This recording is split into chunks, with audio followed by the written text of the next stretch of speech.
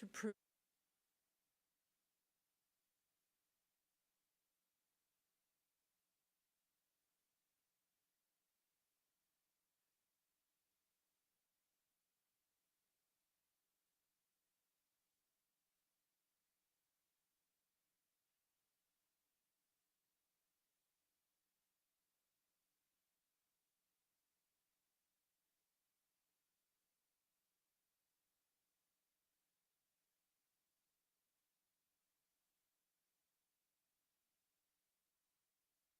It's 7:01. That's right. Okay.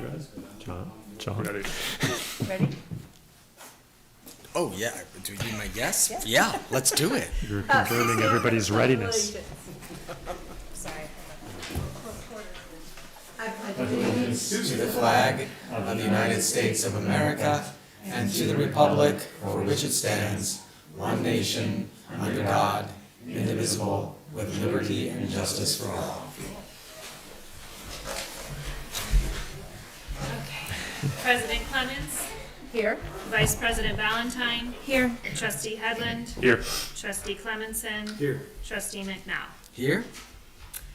Okay, so before we go into approval of the agenda, we're making two changes to the agenda. One is we are going to postpone the conversation about committee charges, committee members, Board of Education membership or representation on the district committees. We're going to move that to the next meeting.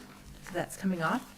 And then there's a new item for new business, which is board professional learning opportunities or something, activities maybe.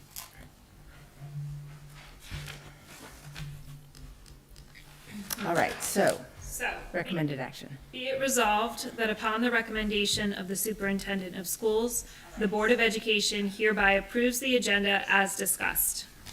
May I have a motion? So moved. Second? All those in favor? Aye. Any opposed?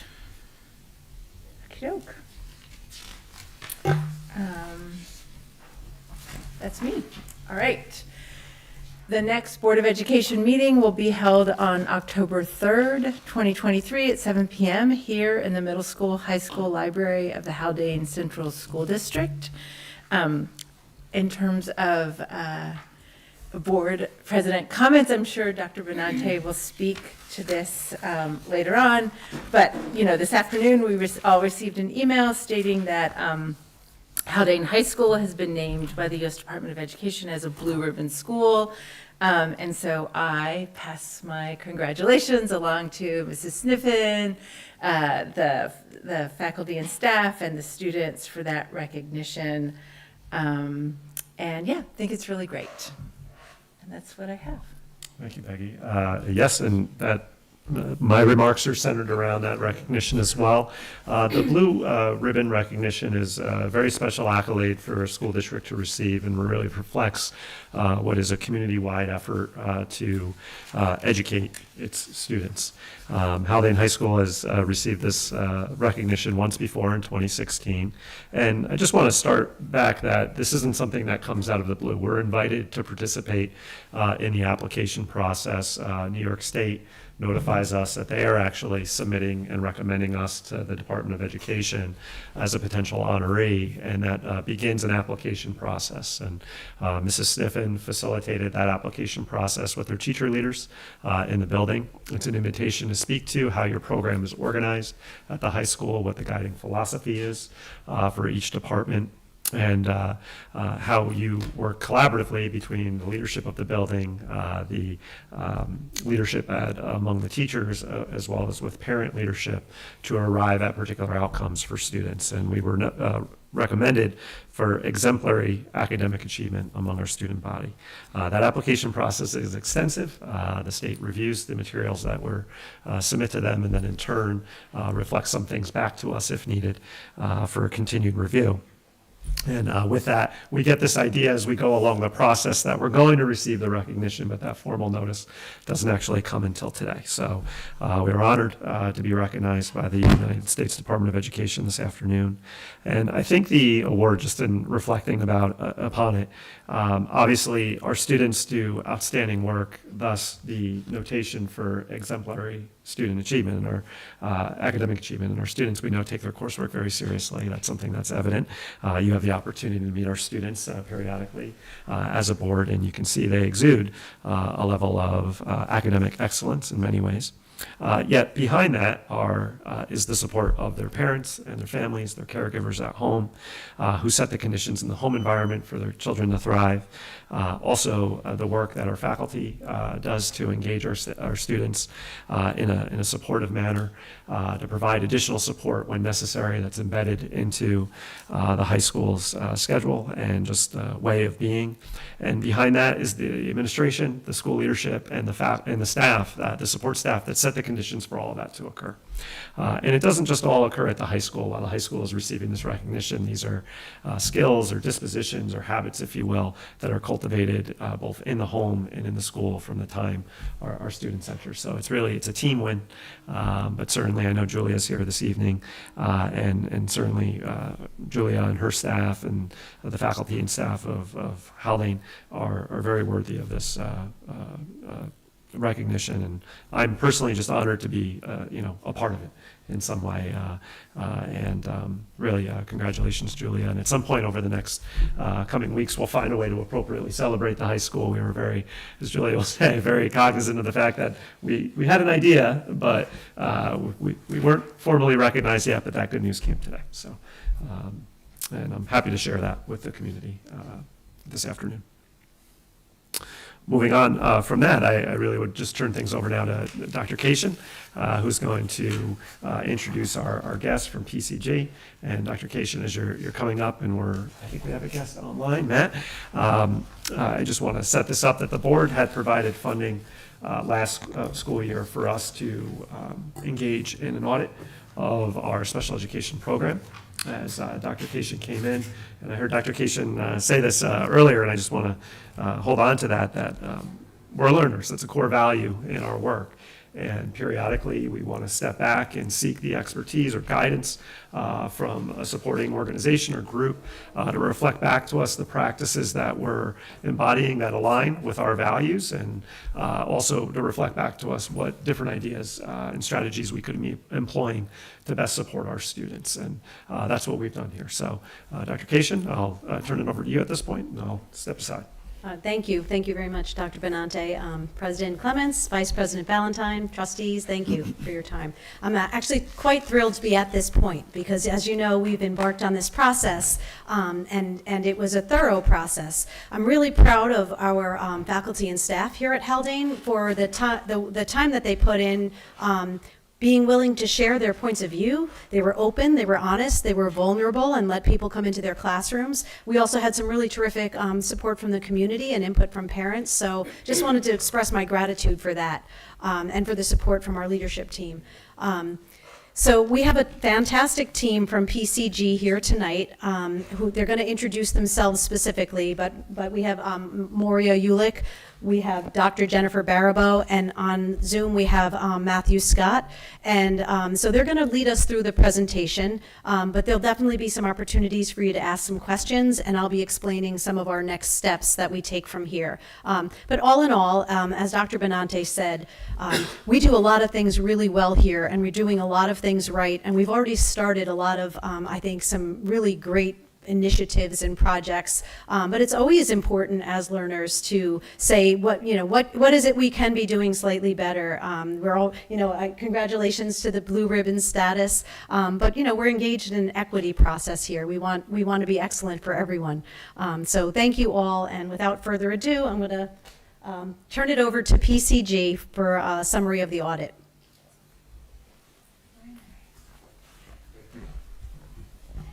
Good evening, everyone. It's wonderful to see so many familiar faces being back here this evening. My name is Dr. Maria Ulick, and I'm here on behalf of our firm Public Consulting Group. And so we'll see our partner, Matthew Scott, on the screen tonight. He's going to be projecting our slides for us. We'll have some talking points as well. And at the end of our presentation, we also would like to open the floor for a conversation. So any questions, we'd be happy to answer those throughout the presentation, or we can wait until the end. But just to set the stage, in terms of our our agenda for this evening. We are beginning our introductions now. I'm going to provide a brief overview. I will walk through the findings as well as recommendations, and then partner with Dr. Cation to talk more about the action planning process and the timeline, and as we mentioned, some questions and answers. Is that better? Okay, great, thank you. We do these in lots of different places, so you never quite know. You always have to be nimble ourselves. So this evening, we are here as researchers, critical friends, and advocates for students with disabilities. My team's job is helping to validate trends or issues in special education within a district that may have arisen over the past several years, identify their root causes, and provide recommendations for improvement that are challenging and equally ambitious. Often, what we say can be hard for a district to hear, especially when we know, as is the case here in Haldane Central School District, that there are incredibly talented and dedicated staff trying every day to help all students, especially those who may be experiencing differences in their learning styles. Our hope is that this report highlights the impact of your compassionate and talented educators, and yet details the need for systematic change and to take a holistic approach to that improvement. We often hear what we discover during this review process and subsequently write in a report is not a surprise to the district. We take that as a compliment. Our findings should reflect your community, what you know to be true about your district, and concerns your stakeholders have communicated to you already. Some of the recommendations have come from what your stakeholders have shared as well. As we go through the findings and recommendations tonight, you will notice that there are some large and complex and recommendations that may take a multi-year effort to shift. In other cases, there are small initiatives that have already been addressed and are in the process of being addressed, which is fantastic. And those could be started immediately and have been started immediately. We are encouraged by the actions that the district and leadership have already taken to begin developing the action plan. By far, Haldane Central School District is a shining star with its willingness to accept the report findings and engage in the planning process with us collaboratively. We've truly enjoyed this engagement. The next few years will require continued commitment and focus, and we look forward to seeing how Haldane Central School District can become a model district in its ability to meet the needs of all students. And I will go ahead and turn this over to my partner, Jennifer Barabo. I'll also try to make sure I'm stepped back from the mic, but if I'm not, just let me know. So I'm going to take a few moments here to just talk a little bit about the research study and how we came to this work, so there's a good understanding of what we do when we come to do a district review. Here you'll see PCG's Special Education Effectiveness Framework. This was developed by our team a few years back from our extensive work at both district and state levels to really develop a framework for our work that grounds us in what is best practice when we look at a special education system. And so in developing this framework, we divided it into 6 key domains. And these key domains consist of human capital. These are the people who make up the education system and do the work every single day. Leadership, so understanding how collaboration works at the leadership level, both vertically and horizontally, to make all of the pieces of special education come together and work. High expectations. We recognize in special education, you have to have high expectations, and so this is the mindset and approach that staff and leaders bring to work every day. Systems and structures, so understanding the inputs and the outputs that make the system run smoothly and in tandem with all departments across the district. We know that special education cannot work in a silo. You have to have that cross-collaboration across all departments. Family and community engagement, so I always think of this as the village. We know it takes a village in education in general, and in special education, we really need the family and community engagement that goes with it. And lastly, our learning environment and specialized services. So really, this is the heart of the work that we do on a daily basis. It's the instruction, it's the work that we see, it's UDL, it's all of the components that come together to really bring a strong system together. When we come into our work in special education, we develop research questions. So on these district reviews, we work with a district, or we develop these research questions independently and then bring them to the district so that they can help us to really identify the areas that they want to look at. For Haldane, we developed these into 4 buckets. The first 2 were around curriculum and instruction and family and community engagement. So what we looked at within this is that how special education provides educational benefit to students with disabilities, quality IEP development, so what goes into IEPs to really support students, and then placement and services. So what does that continuum look like? We also looked at strengths and opportunities for family and community engagement. So that was one of the research questions we were looking to identify. The next two buckets that we looked at for research questions were around budget and staffing. And so thinking about what are the cost drivers and expenditures, including staffing. So what does that look like here? And then next we looked at systems and structures. So our research questions were centered around the continuum of services and how it's organized, inclusive practices, service delivery across elementary, middle, and high school, and also compliance with federal and state regulations. Overall, what we really wanted to understand was how is leadership fostering a culture that is conducive to special education and focused on improving outcomes? Do you mind if I ask questions along the way? I think. Or do you want That's to fine. save till the end? I was like, as long as you guys are okay with Just that. be- That's part of the community culture we fully support. I'm totally about questions along the way. That's my fine. culture. So everybody else fine. can shut me down. I have a question. Just coming back to the effectiveness domains that you mapped out, and then the research questions. Yeah. It seems that there's some domains that weren't addressed in research. Can you talk a little bit about why, and maybe this is a question of Dr. Cation, Yeah. why some of them were focused or not focused on? Yeah, and I can answer a piece of that. Cool. So when we develop those research questions, they're not meant to be exhaustive. Yeah. So we don't stop there and say, we answered our research questions, we're done. Oftentimes, as we start answering those, we uncover other areas that we say, okay, I think we need to dive a little deeper. Let's ask for some more documentation. Yeah. Let's go back to a focus group or an interview. Let's look at the data we have to see. And then if we have to, we can go back to the district and say, we want to revise some of this or look at this a little more closely. Sure. So it's an iterative process. Yeah. This is just when we propose, this is what we are looking at, and then we go in and dive deeper into all of these elements.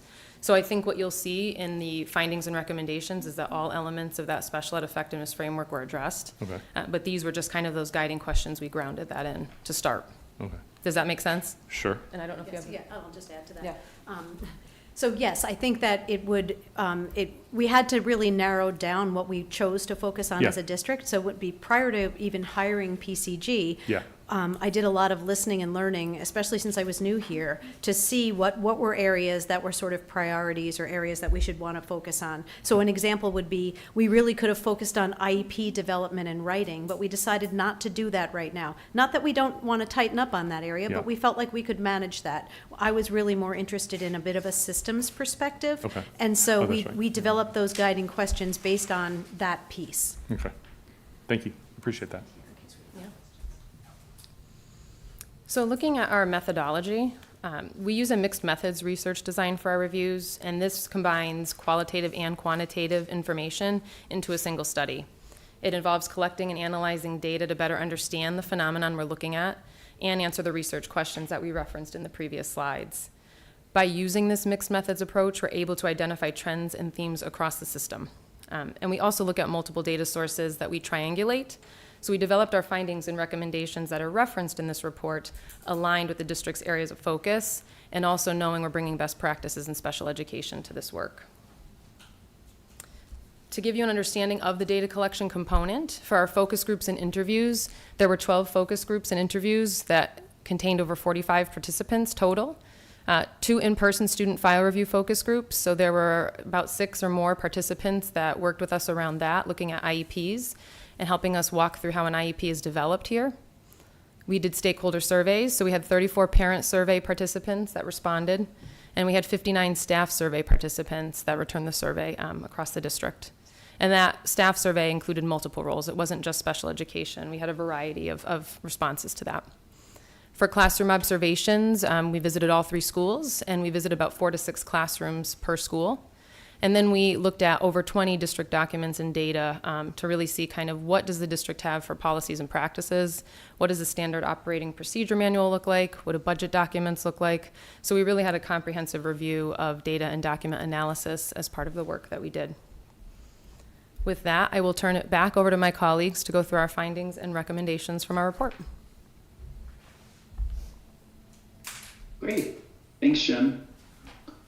So I'll cover a series of the high-level findings based off of our data collection activities, focusing on areas of strength that we found to highlight some of the best practices throughout the district and opportunities for improvement, which then informed our larger kind of recommendations on where to go from here in building that blueprint and action plan. So you'll notice here, we'll start with your state performance plan, what we've referred to as SPP, and your results-driven accountability. And these are the kind of key metrics that are monitored both by the Federal Department of Education and as well as the New York Department of Education. And there are a series of different just data components that are really great to have further insight into to determine where you are in terms of trends, how do you align with expectations of the state, and how well you're doing in those areas.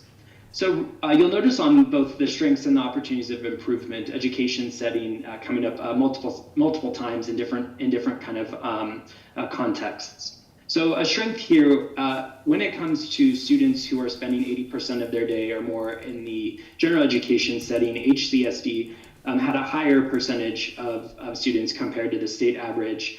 And as well a higher percentage than many of the comparable districts that we compared. And I believe it was around 74% of students within Haldane are in the general education setting greater than 80% of their day.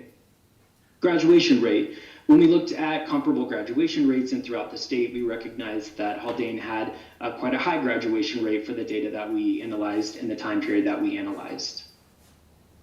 For opportunities for improvement, what we noted throughout the report is when comparing education outcomes for students with an IEP and those without, there was quite an achievement gap between students with an IEP compared to their non-disabled peers.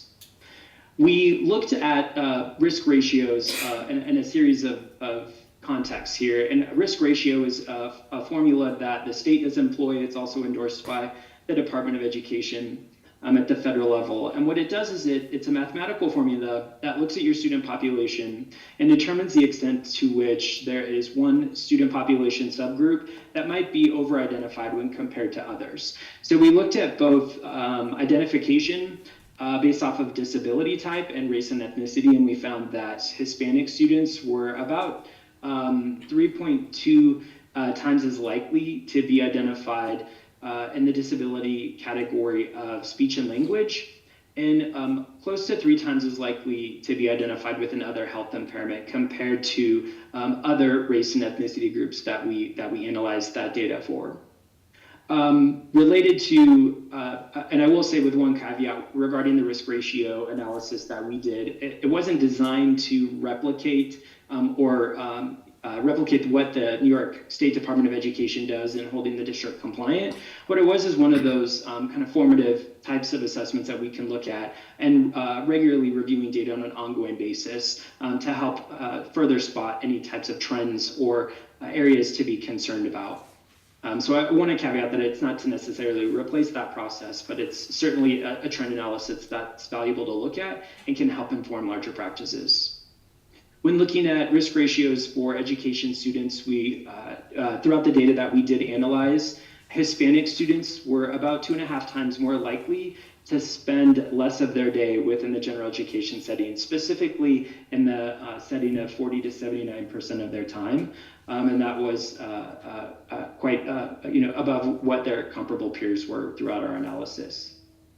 And again, looking at a separate setting, and this is the students that are likely spending time in a private placement, at a district placement, or something of that equivalent. HCSD students were educated at a higher rate than compared to what the state would like to be, or the state target that they have set for all school districts and LEAs within the state.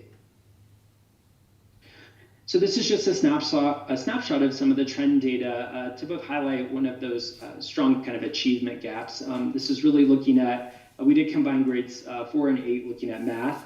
This is similar to some of the performance trends that we saw within ELA assessments, but really recognizing that there is quite the gap. So you're looking at Haldane students without disabilities in general performed higher than the state average, which was great. But when you look at what that trend looks like for students with disability, quite a profound gap there. You'll do notice some quick changes, obviously, within the data. Your you're going to be looking at the numbers of students might fluctuate greatly within students who are tested within those areas. And so, of course, you might see some more rapid shifts either up or down with just a handful of students either performing better from one year over the next to the previous year. Before you jump, can I ask you a couple questions? Sure. Perfect. On page 10, so just to confirm that I got it right, the bottom right bullet point on educational setting, you're referring that was to the percentage of students placed in off-campus educational settings? Yeah, so the category is separate setting, and it encompasses a variety of categories within that. Out-of-district placements is one of those private placements. It could be in-home hospital or homebound students as well. So looking at all of those categories are combined in that separate setting. For this district, we'll get to that finding in a bit. The out-of-district placements are likely the largest driver in that category. Okay, cool. And then on 11 and 12, love the data, and I know that there's some in the larger report about comparative districts that were supplied into ranking there. Do you have any data on like best-in-class schools? About the presence or absence of the gap differential? It's lovely to know across the entire state, but if you were to showcase a school of comparable size, I mean, I don't know, normalize it on any dimension that you want, but say, like, what does that look like in a school that's a best-in-class educator? Absolutely. And I'll caveat this, with any type of standardized assessments, we do conduct this work nationally, so both within New York, but then within other states. And so those thresholds for the types of assessments that they're doing, how they're assessing students. I will say there are large achievement gaps between students with disabilities and those without for every client that I've worked with over the past 6 years, regardless of state and assessment. There are some districts with around a 30% difference in achievement gap, which are some of the stronger ones. Some of the weaker schools, you're looking at greater than 50%, 60% percentage points difference. So it does kind of compare between what you're looking at from an ELA and a math version. So if the question is where does Haldane fall in, I think what we wanted to highlight here is not necessarily, we wanted to highlight the gap in the area of improvement to focus on, given the fact that the majority of students are served in the general education setting, the real focus on providing a high quality education for all students to really tighten up that achievement gap. But we can look into, and I'll follow up with Regina around some additional county schools and schools that we've worked with within New York for some of those differences in achievement data. And then as well, some schools that, some districts that are high achieving by nature, and we can analyze and speak further to some of those achievement gaps to kind of compare some comparable demographic schools. And Matthew, if I may, that might be a good opportunity when we're developing our performance indicators. So when we decide to make an action plan for improvement, maybe we're going to move away from the average of New York State, and maybe we're going to look more closely at our performance compared to maybe some more like districts, or like you said, best in class kind of things. So that may be an area where we could dig down deeper. Cool. And at the very end, I'd like to come back to just sort of general. Sure. There are a series of recommendations, fantastic. Obviously identified places where we can make substantial change. I would love to know, like pre-post, on comparable work that you've done with other districts where you've made recommendations, what were the key things that actually drove change in outcomes, and see how that works. So that'd be great. I mean, I'm just going to weigh in here since we're on the topic. I mean, I completely appreciate the notion of sort of like looking at best in class, but I also think there's something to be said if that's what the district leadership wanted to do for where do we want to set the benchmark for ourselves? Like where do we want this to be, in 3 years and 5 years and something like that. Not that, just another way to think about it. I mean, for example, we use the NWA scores. If we were to look at the growth percentile, which is a nice measure to look at. Yeah. We might focus on that, like what would good growth look like? And so it's less important about the starting line, it's more important about the growth. So there are, I think, opportunities there. Okay, that's great, thanks.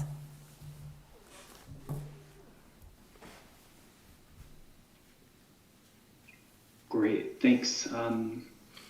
All right, so intervention support and referral process.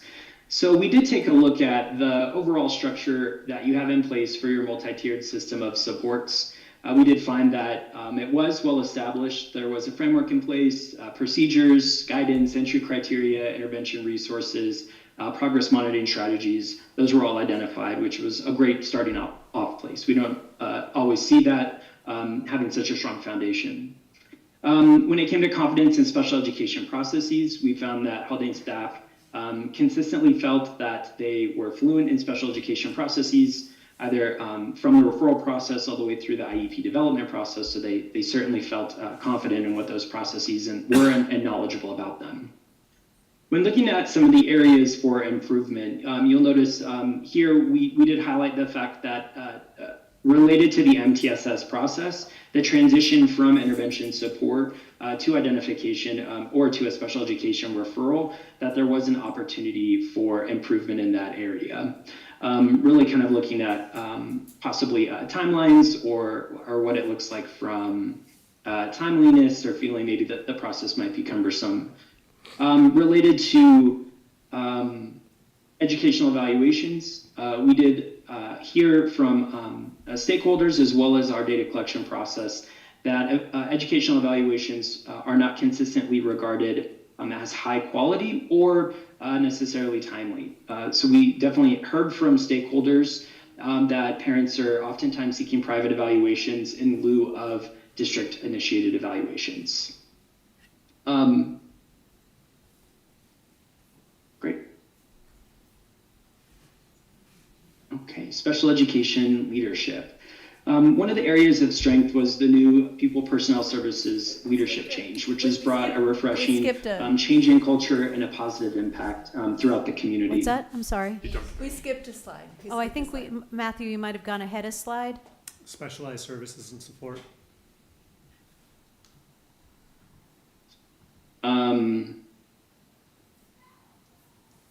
Okay. And I'll back up. They might have gotten reordered on the version I had. Okay. Apologies. So I'll follow this and then we'll back up. All right. So related to specialized services and supports, prioritizing inclusion, we found that to be a strength. We found that to be a strength within the data as well. So district leadership has prioritized being inclusive, promoting a growth mindset for students throughout the district. Related to LRE and the expansion of the LRE, the district commitment in providing some additional opportunities and partnerships through community, other kind of community school districts to help expand the LRE continuum. And there was a specific commitment to expanding that and serving that growing need of students that's started to appear throughout the district. In that same vein, the limited LRE, we did find that as an opportunity for improvement, that there were a subset of students that didn't necessarily feel as well supported or have the services, and they were seeking those out of district placements. And so, again, with that strength around the commitment to expand the LRE, hopefully having a positive impact moving forward, and a lot of the initiatives currently underway to help build that partnership and provide that program. Related to an integrated co-teaching or ICT instructional model, we heard from stakeholders and throughout the data an over-reliance on ICT as a primary instructional model, and limiting beliefs that this is the most effective model to support specially designed instruction for students with disabilities. For IEP development guidance, we did find that there wasn't any necessarily formal guidance from Haldane that staff were able to utilize when drafting, updating, and modifying IEPs. And so that's an area for improvement and part of one of our recommendations around guidance materials and ensuring that the process is documented and updated. Okay, so sorry, but before you jump, sorry, just going to ask one question on that. On the bullet on the integrated co-teaching instructional model, what I think I heard you say was that there was an over-reliance on that as a tool. Is that right? Correct. Okay. And so That's what we heard from our data. okay. And what's the overall implication of that? Right, as the primary instructional model, and Moria or Jen, you might have some additional insight related to this specific finding in question. Yes, hi, absolutely. And so when we took a step back and analyzed the data and our experiences, what we realized is that there is a triad of models of instruction here in the district for students with disabilities, and the primary of that being the ICT model. So you'll see that in most grades, there is often a co-taught approach to ensuring students with disabilities are in the general education setting. And so while that is a fabulous, well-established approach, there's oftentimes a benefit to having more diversity in terms of instructional models. And so while we recognize that as a strength, we do also recognize that it may be a limitation in the sense that there are students could benefit from more resource or pull-out opportunities, for example, of small group instruction in a different setting with just exclusively with a special educator, for example, versus continuous long-term exposure to the general education curriculum in the absence of small group instruction, for example. And I think one of the things that's really unique here, if I may go a bit on a tangent, because if we feel comfortable doing that, that what we've learned here in Haldane is that two truths may exist at the same time. And so you'll see in a number of our slides that we may recognize that the least restrictive environment expansion is the truth, and that's fabulous. And that effort began as we were beginning this process and learning about partnerships with Garrison, for example, in terms of offering an additional special class for students with disabilities in that partnership. But at the same time, the other truth exists that the limited least restrictive environment restrictive environment continuum is also an opportunity for growth in the sense that there'll be an evolving type of need in terms of the students served here in the district, and that the district must remain nimble and agile in terms of how they can respond to the variety and the breadth and depth of student need here in the district. And so I preface that, Matthew, I'm sorry for my tangent, but that when we were drafting our presentation and really taking a step back and writing, something that stood out to me as a lead writer was that two truths often exist here in the district simultaneously. So I just want to preface a lot of these findings with that as well. That's super useful, because I was going to ask you that. I was like, how does this exist in the other side?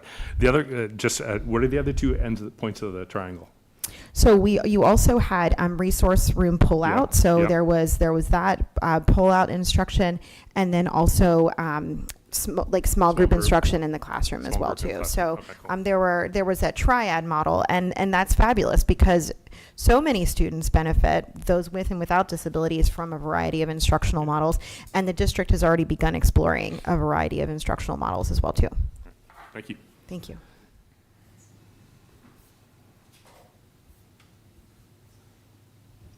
All right, and did it go to leadership? Yes. Okay. Okay.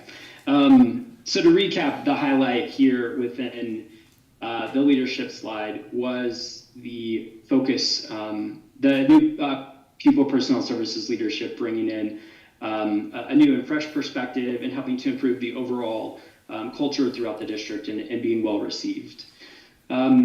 The PPS budget commitments, speaking just beyond expanding that scope and expanding the continuum throughout the district, that there was a specific budgetary commitment related to expanding that continuum to maximize outcomes for students with disabilities and those students that have maybe a more specific disabilities and require more specific services. Related to opportunities for improvement, we did recognize throughout the district that a series of different leadership changes throughout the district has created some continuity issues and consistency of practices. And so ideally, over time, building those consistency of practices, having them well documented with the strong leadership of Regina would be ideal. And related to strategic planning, we did recognize that the district was in the process of further building out their strategic plan district-wide to help inform other departments. And so we did just find that as an opportunity to continue to build out on.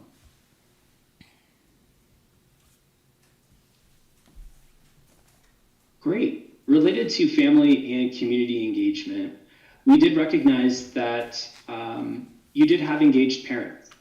We spoke to quite a few very passionate parents in an engaged community when we were on site, as well as the parents that did participate within the survey and wrote in open-ended comments.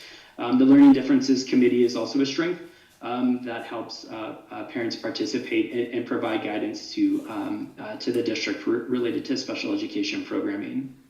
We did, of course, the close-knit community. I think that was a real big strength for Haldane, and we certainly felt that when we were on campus, seeing all of the schools and talking to the personnel and all of staff members, that it is a very small and close-knit community that allowed both the district staff to get to know students on a long-term basis and really foster strong relationships with those students to help improve their outcomes, as well as with their parents and families. And we found that staff was dedicated to partnering. Special and general education staff demonstrated a commitment to collaborating to promote positive outcomes for all students. So related to opportunities for improvement, we did find around expectations and services that a proportion of parents of students with IEPs believe the district can improve on services, really looking at the continuum, expanding that, the quality of instruction, extracurricular opportunities available for their children to participate. And communication, we did hear from stakeholders and parents reporting that communication breakdowns do exist between school and home and district and home, specifically as it relates to IEP implementation, transitions, student progress.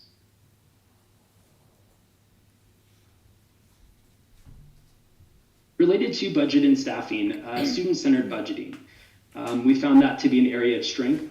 Schools take a student-centered approach to scheduling special education services and allocating those resources to support their needs. And so that was a very strong practice that we saw. Opportunities for placement, and this really came through with the data when we were analyzing the current least restrictive environment, the educational settings of students with IEPs. Out-of-district placements are one of the biggest cost drivers for the district, as well as and has an impact on your budget. And leading into the cooperative district partnership as an opportunity to both help with some of those out-of-district placements and bringing students back to the home campus. You're exploring your partnership with neighboring districts to share some of the costs for developing a specialized class to help bring students closer back to their home communities. Matt, can you just spend a minute just talking about, I think it's obvious, but could you give an example? What does student-centered budgeting actually look like? Yeah, looking at taking into account the students, what their specific disability type is, service minutes, what type of scheduling, looking at the service delivery model, and then allocating resources and scheduling for that. Additionally, student-centered budgeting related to any types of cost allocation for students who have maybe a little bit more significant disabilities, might need a specific aid in class or a one-to-one. So really looking at the budgeting process through the student lens. And how would you assess that? Sorry, how would you assess that to be a strength? What data or indicators would say we actually do this well? I think we were highlighting the fact that it was a promising practice, so we didn't necessarily go in depth in evaluating the budgeting process. Okay. However, having that structure, having that mindset that you are taking that student-centered view first when budgeting and allocating resources is certainly a strength outside of just saying that we're not going to make that need. We don't have necessarily the people. You work really hard to make that work through that student lens. And if I may just add to that, an example would be that leading up to the budget season, we had identified some areas of need, and then, we all sort of get our chance to pitch our area of need to the superintendent and try to get some things through and supported by the Board of Education. And so for an example, at the high school level, we saw that we were having a lot of problems really scheduling well, being student-focused in our scheduling, because we really needed an additional special educator at the high school level. And so we presented that information to Dr. Benante, who in turn presented it to you as a school board, and the decision was made to support that hiring. So that would be an example, and PCG had that information because I shared our whole budget development with them. So that just would be Great. one example.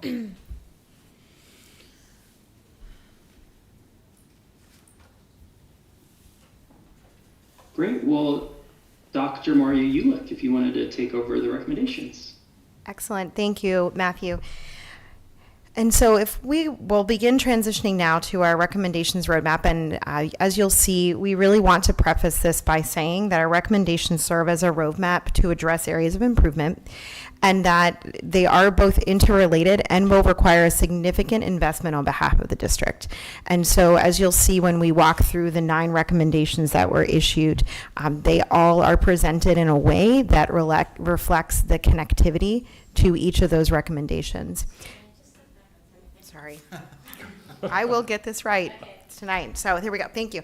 And so most importantly, that these recommendations set the foundation for all the other action steps related that Regina will talk about more in depth in terms of full implementation, and that successful implementation, most importantly, can take several years.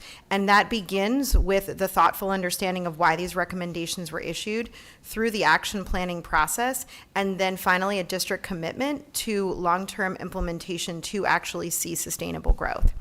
And lastly, we want to ensure that we provide the district the flexibility they need to implement the spirit of the recommendation. And so as we talk more about the action planning process and what's begun thus far, is that we issue the recommendations, we'll meet and talk about it, and then we transition that work to the district for the district to decide, understanding the nuances and complexities of the districts and of the families, of the students, of the district staffing, to then figure out exactly what is most appropriate. And so these, again, are more of a broad, overarching approach.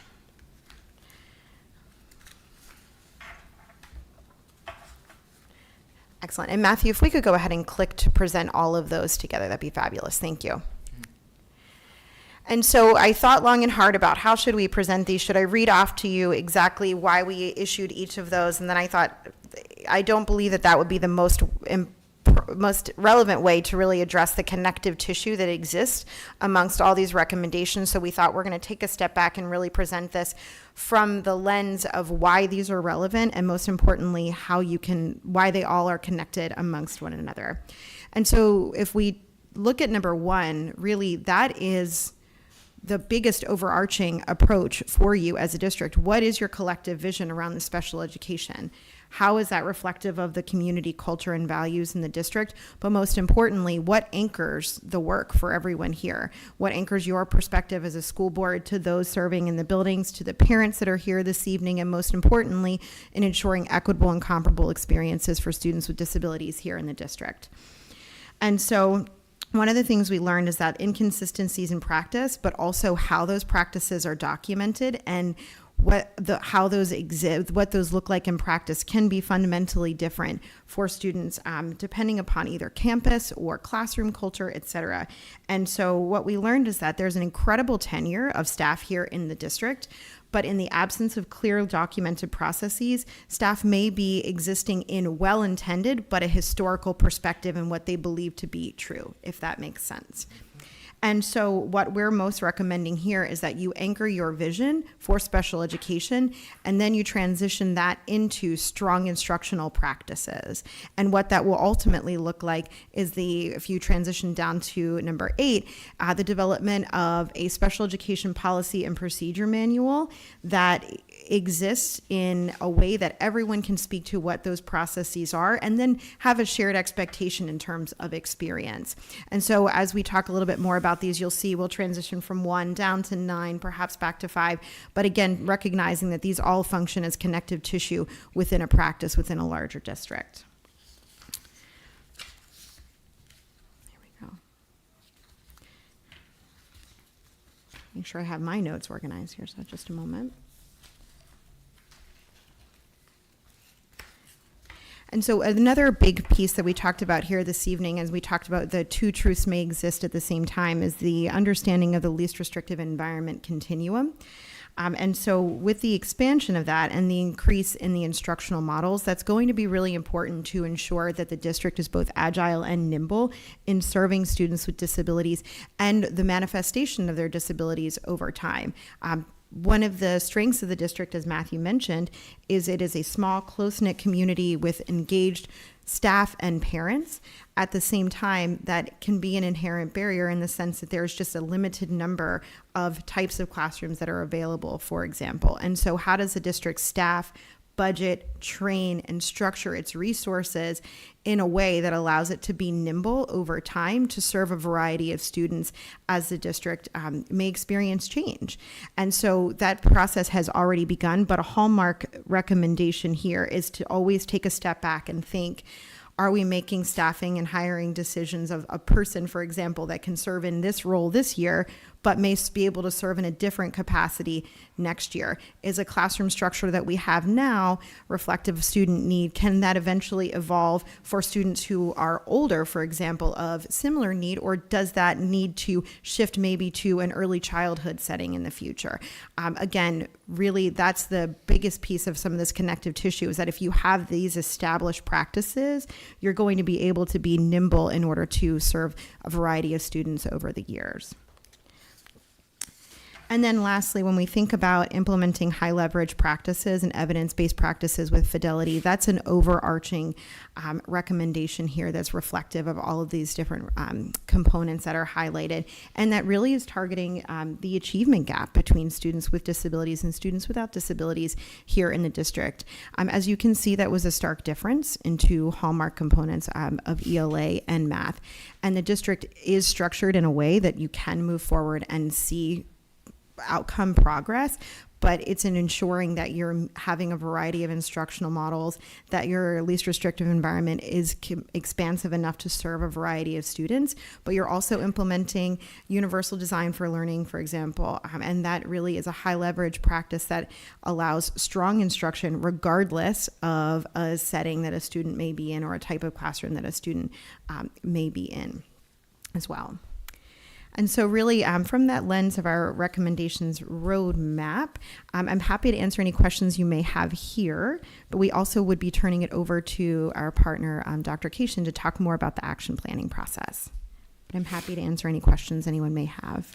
Well, just for folks that aren't aware of it, can you talk a little bit about what Universal Design for Learning actually is, UDL? Certainly, absolutely. So universal design for learning is considered a high leverage practice or an evidence-based practice in the literature, and it addresses multiple modalities of learning, for example. So I'm thinking of like the most appropriate way to describe it. So you may have a student who's a visual learner, and oftentimes you'll in your classroom you may have auditory learners, visual learners, tactile learners, kinesthetic learners, and presenting your instruction in a variety of ways for students to show, to meet their need in terms of how the instruction is delivered, but also to show their conceptualization of their learning in a variety of different ways. So if you have a student who is an auditory learner, they have an opportunity to show their expertise of a concept through an auditory lens, as opposed to just having to write an example or demonstrate their learning through written examples. And so UDL is an excellent practice. It takes a long time to solidify and really take hold in a district because it can be nuanced and complex, but once learned can be incredibly successful for all learners, but particularly students with disabilities. So I have a little bit of a concern about how you presented that. I'm familiar with what UDL is, and it's a very important practice. The idea that there are visual learners and auditory learners has been really just proven by the research literature. So that's how that was framed, I have to say, did raise my level of concern a bit. Okay, thank you for clarifying that. Certainly. Did you want to share? Yeah, Okay. I'll just comment on that. I think what the research has said, has shown is that we all sort of learn better when there's a multisensory approach, and we also learn better often when there's some kind of choice so that you can kind of select a way that you might want to learn. And we know that we all have preferences as adults and what things that we prefer. But yes, we've kind of moved away from in the research that we're either auditory or visual or that kind of thing specifically. But universal design for learning is much more than that. It's instruction that can be delivered in a variety of modalities, but it's also different ways to engage with the learning. So think about capstone projects in the middle school. Think about real life things that are very relevant. A case study in a high school where you're actually learning about a real case. So there's a lot of different ways to learn and a lot of different mediums that can happen. What they found with universal design for learning is that when you make it more accessible for a particular group, maybe they're English language learners or they're students with disabilities, that it actually is more accessible for everybody. Everybody benefits. So that's why universal design for learning is a direction that we want to go in. And actually, we've been going in. If you walk into any number of classrooms, you're going to see some of this work happening. I think it's all about having a little bit more consistency, K through 12 and across grades. It's also about different ways to show what you know. So a student may opt to do a project to demonstrate what they know. They may opt to do a presentation or make their own video. And so they can demonstrate learning without just having to do that traditional, when I was in school, sit down and write it, you know? So there's many different ways to show what you know. It's definitely, I think, also tends to be more engaging and has to do with more real life practical skills and experiences. I appreciate that. Fair enough. From both of you. Okay. Thank you. That wasn't a gotcha question. I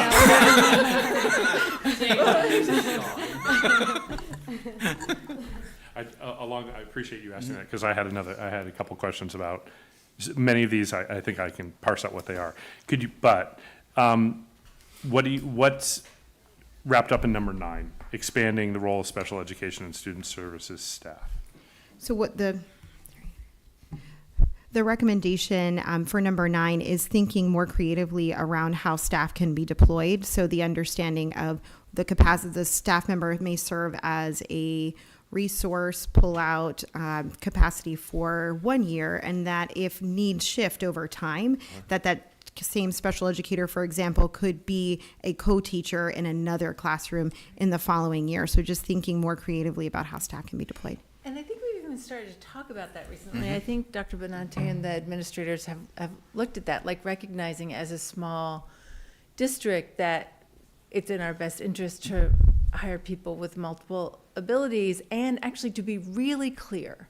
Yes. When staff come to Haldane, to let them know that we are really looking for flexibility for people who are really open to be adaptable in that way. And so it's really helpful to hear that and to have that as something that we really want to be moving forward toward.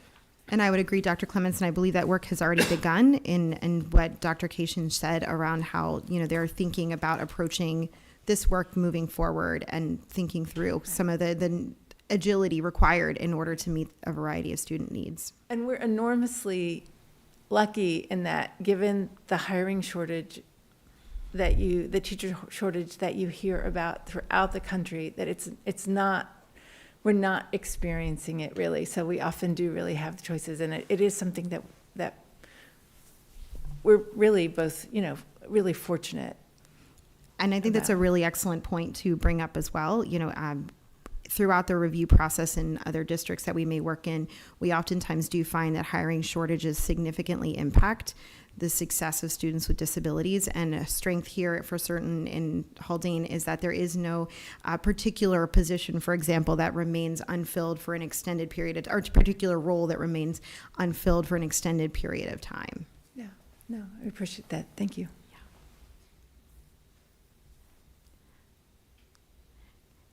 Excellent. And so, Matthew, I believe we will be able to transition into our next slides for action planning, and I will turn that over to Dr. Cation. And actually, Dr. Cation, maybe you're going to speak to this about sort of like also monitoring as we're moving forward. I didn't know if that was something that PCG would be involved in, or if that's something that you're going to touch on in your comments. Yeah, that's the little gold step up there. First of all, thank you for your patience and your questions moving through this process. So what are our next steps? I think that one of the goals that we set out for when we entered into this process was that we could have actionable steps, that we could do something with the information. So that's always been a key, and that helped to also guide our initial questions.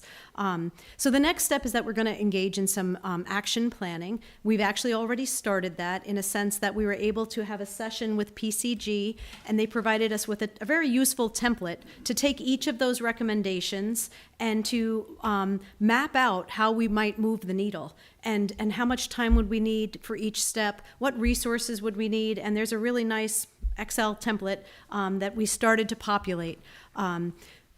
So basically we worked in one session of action planning with them. It was our leadership team, representatives from PCG, and then I invited our special education coordinators K through 12. But we're going to have another action planning session this coming fall, and we're going to invite several other stakeholders. I'm actually looking for volunteers to participate in the action planning. Our plan is to come up with some key priorities.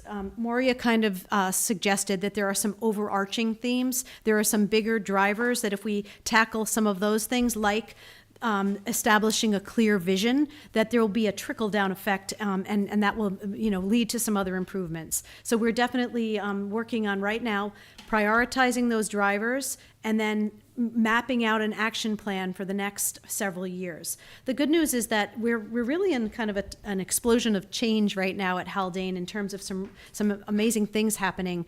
Looking at our scheduling committee and the work that we're doing to align some of our district schedules, our school schedules, and I know you're going to hear more about that.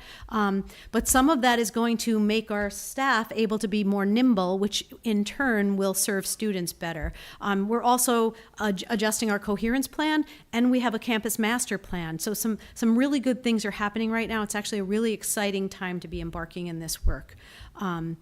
So yes, part of that whole action planning, though, will be to have tracking systems and identifying performance indicators to say, how do we know if what we're doing is affecting the kind of change we're hoping it to affect? Some of that can be quantitative data like we collected, but some of it will be qualitative. Let's look at UDL. What is UDL? Right now, if we were to poll all of our faculty and staff, they may not have the same common definition or language to describe it. They may not know it when they're seeing it, even if they're doing it. So one measure might be that by the end of this year, if we focus on, which we plan to do, one of our goals for our upcoming Superintendent's Conference Day is to bring in some training on UDL, that our faculty and staff would have common language by the end of this year, that they would be able to point to certain things they're doing in their current practices that meet that criteria, and then to start to expand that over time. So that's just one example. We want to be able to communicate our action plan. Part of this is all about transparency.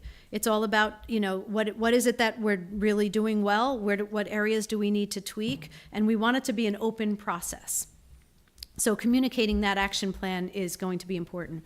As you know, whenever you're trying to implement changes anywhere, small changes included, sometimes even just moving somebody's desk or classroom, there can be a lot of resistance, and most of the time it's out of fear of what is this going to lead to? What am I going to have to do? Am I not going to feel like an expert if you change things on me? So a lot of the communication is amongst ourselves to educate people, to say, this is a really good thing in the directions that we're moving in, and to assure people that they're really doing a good job already. It's just that we can fine-tune, we can learn together. So part of the process it'll be a cycle. We'll be constantly kind of checking back on some of the things that we're doing and looking. I don't think we're going to have instant results. I think it's going to be gradual and over time. But I already can point to some really good things that have started to happen, and we're starting to see some benefits already. And then we make adjustments. We have to keep circling back. It's this cycle of change. What do we do that worked well? What do we have to figure out on the fly? An example would be that yesterday we had to have a fire inspector in with our new director of our building and grounds, because we have to switch out the doorknobs on one of our new special classes, because it turns out one little guy can get out really fast. And, you know, we didn't know we were going to have a different kind of doorknob, and now we have fire approval to switch it up. So, you know, we're learning. We don't have a fenced-in play yard. That's something that may have to happen with the master plan. So there'll be adjustments on our part to make our facilities more inclusive. But we're learning, and we're in it together. We're committed.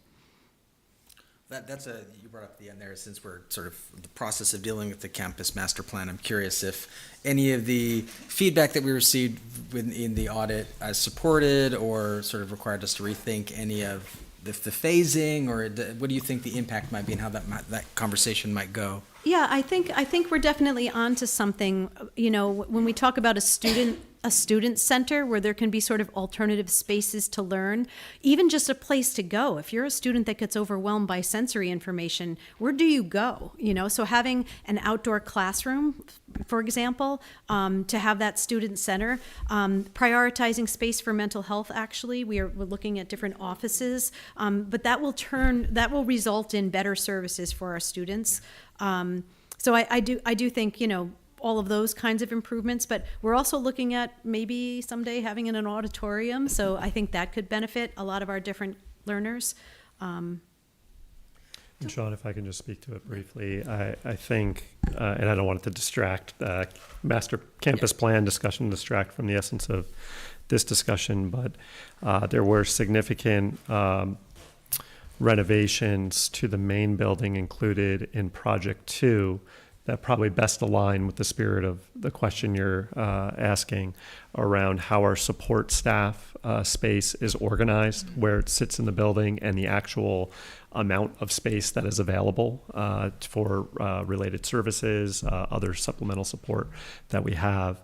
I would not say, just knowing a little bit more about the background of the phasing design or project design that CS Arch had recommended, there is some foundational work included in Project 1.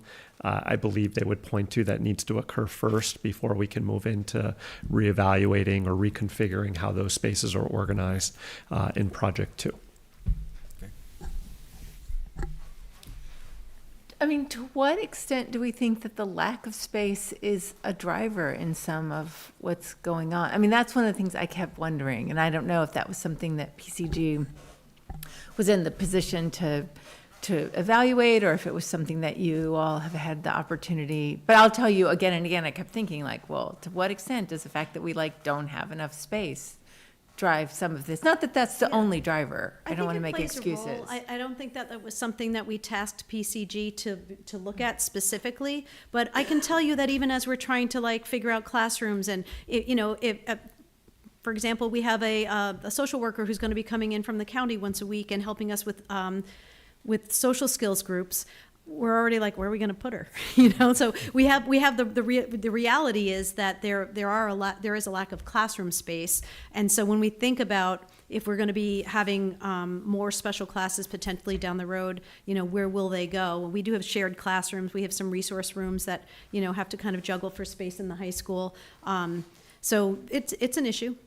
Yeah, and I'll just further add that we made it work with the K2 special class this year, but as an example, we still have, this was prior to this year, but 2 intervention providers in the same space providing intervention for academic intervention support.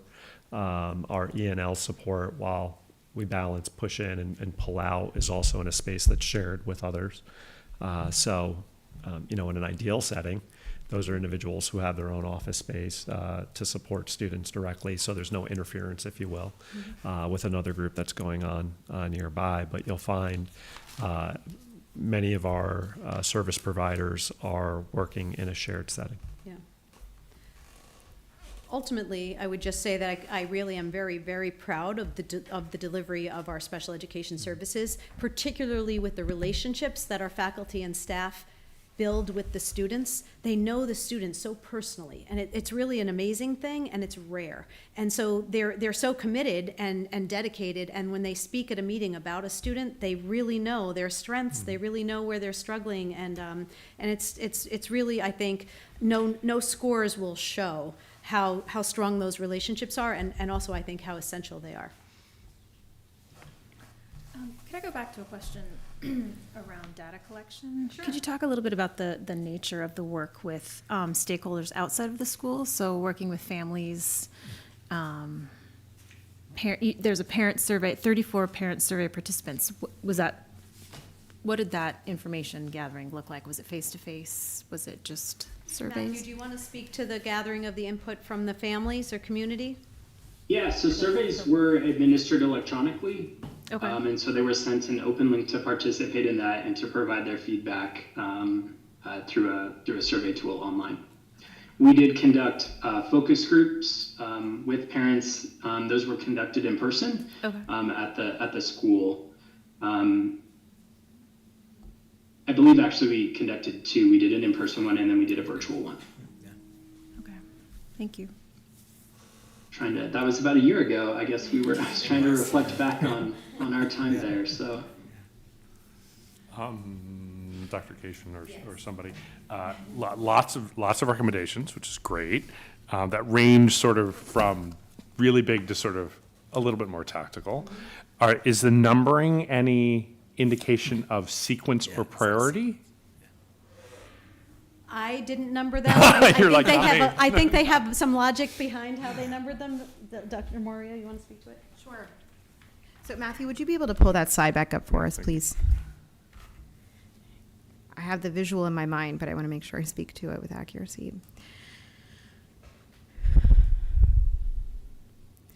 Excellent. And so as we did think about these, we were trying to order those from the larger vision around the vision, the universal design for learning, thinking that that could touch every classroom hypothetically throughout the district, to something more nuanced, as in you think of number 8 and number 9, related to the guidance documents as well as the agility of staffing. And so we did order those in sequence from thinking larger scale to more nuanced recommendations. But understanding when we were trying to describe them, why we place them in this sort of visual is that they can functionally feed back to one another as well too. So the agility of staff and ensuring equitable opportunities for students with disabilities, that could theoretically be part of your vision, and ensuring that students with disabilities have comparable experiences regardless of what campus they may be attending.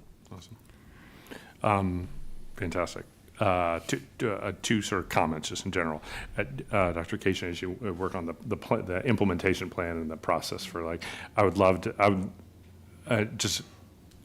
know, or I would encourage you to think about which are the highest leverage tactics that can get to the classroom the most immediately. Now, I don't know which one of those there are, but I have some suspicions. And the other thing I think it would be really interesting to know is to go into, have some sort of sense of districts that have gone through a process like this and then started to implement, what have they done well, what have they not done well, what are the impacts, that kind of stuff. So if there's any learnings, a lot of people have been through this, any learnings we can get from any place else, I think that'd be great. And I would sort of piggyback on that and say any boards, like model boards who have really provided the support that have helped the districts be successful, that'd be good to know too, just so that we know what model practice might be, so that we can. Absolutely. I think that as a team, our firm would be happy to take a step back and think about that. I know Matthew's capturing notes for us and sharing that information with Regina and Dr. Benante as well too, because we do want to, we've really enjoyed this engagement and we really want to see this be incredibly successful, and we believe that there is incredible potential here in Haldane. So we're happy to continue to partner and share whatever information we have available. The last thing I'll say is in the very comprehensive document that we got that's really wonderful, there are some things that seem to be particularly suited or targeted that the board could support with, in particular, since we were talking about the policy and procedures manual. I would imagine that throughout this process there will be occasions in which we will be more or less involved, as those things seem to be here, and I'm just curious, will they kind of be rolling out as needed, or should we look to a point at which that will become a priority and sort of be on notice for them? Yeah, that's interesting. I think I'm happy to talk with Dr. Benante to kind of set something up, because I think everybody here brings a different lens, but also an important lens, and also you speak for the community, so it would be really helpful to kind of get your perspective. And that was part of the reason why we wanted you to have the report. We got it back in a couple of months in advance because I think your input would be fantastic. And yes, I want to try to prioritize high leverage practices, because we can't focus on 20 things at once. I'd rather do a few very important things well. And so I think, yes, that I agree, fully agree. Not where we don't belong, I guarantee you that. But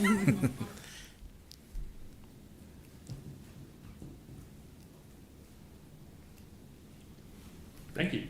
yes, Okay. Yeah, thank you so much. Yeah, thanks very much to PCG, and thanks, Dr. Cation. thank you. Thank you all. Thank you, Matthew. I'll say goodbye. All right, thanks, everyone. Thank you all. Have a great evening. His setup is great. Yeah, he's like, out. It's the way to do it. Thank you. Thank you very much. Thank you. I'm just going to give our visitors a chance to walk out before we move to the next. Okay. All right, so we are now at the section for communication from the public. So the Haldane Board of Education desires and values input from the entire community. This first public comment session is reserved for comments on special presentations and active agenda items. For those who wish to address the board, please sign in and state your name for the record. We ask that you keep your remarks to 3 minutes or less. Disparaging remarks and discussion of district personnel are strongly discouraged. And please know, even though the board will not engage in dialogue, we are listening. Please leave your contact information with our district clerk, Megan Shields, for prompt follow-up from the board president, from myself or from Dr. Benante.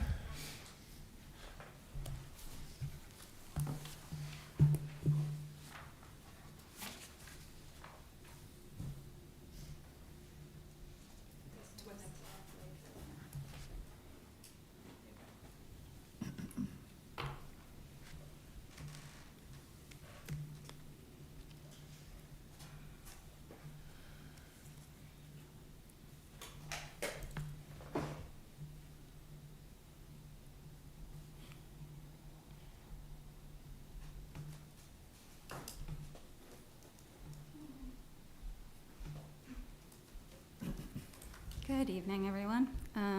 Teresa Lagerman with the Learning Differences Committee. I first just want to thank PCG, because they just left, but for their very detailed work, very thorough work, and for involving the parent community in this work. Also, Dr. Cation facilitated that access to parents and that transparency, which we really appreciated, being able to to share input and experiences. I think in that spirit, I would like to know if the wider report will be shared with the public. I think it would be really important. This was a great presentation. There was a lot to digest, but it is very high level. And I think in order for parents to have a better understanding, especially as the action plan becomes developed, I think it would be useful for us to have that tool. And I also wonder, we've had this really great partnership during the audit process, and I hope that that will continue as the action plan gets developed. I would love to see a little bit more detail of that, as those steps that we saw, that little ladder. Where does the community fit in? At what points? What can we expect, basically? Like, we've done this audit, we've seen this presentation. What can parents expect from here? That's just my comment. Thank you. Thank you very much.